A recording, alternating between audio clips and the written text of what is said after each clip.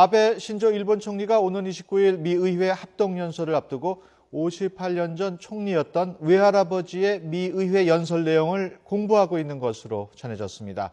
외교부의 연설을 따라할 가능성이 높은데 그렇다면 식민 지배와 위안부 등 침략사에 대한 진정한 사죄는 기대하기 더욱 어렵습니다. 김동욱 기자입니다.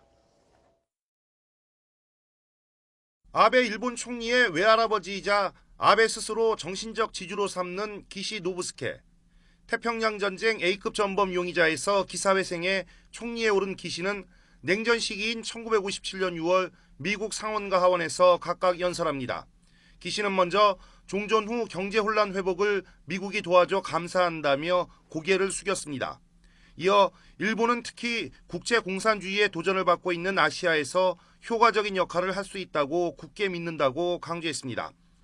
침략사는 끝내 사죄하지 않은 채 감사 표시로 미국을 치켜세우고 미국의 최대 관심사인 반공진영 강화에 일본이 맡을 역할을 앞세운 겁니다.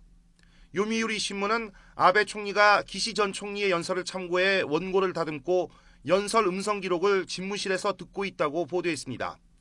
이어 종전 10여 년밖에 안 된 시기에 미래지향적 미일 관계를 내세운 외교부 연설에 감화받은 것으로 보인다고 전했습니다. 아베 총리가 외교부의 연설을 모방한다면 미국의 최대 고민거리인 중국의 세력 확장과 전 세계 테러리즘에 맞설 동맹 중요성 등을 강조할 것으로 보입니다. 가장 주목되는 과거사 문제는 지난 22일 반동회의 연설처럼 2차 대전에 대한 깊은 반성이라는 표현으로 미국의 체면을 세워주는 선에 그칠 가능성이 높습니다. 이처럼 과거사 물타기에 대한 우려가 높아지는 만큼 경고음도 잇따라 울리고 있습니다. 특히 미국 의회 조사국은 새로 정리한 보고서에서 아베 총리의 언동이 지역의 관계를 어지럽히고 미국의 국익을 해칠 가능성을 우려하고 전후 70년 역사 문제에 어떻게 대처할지 국제사회가 주시하고 있다고 지적했습니다. YTN 김종욱입니다.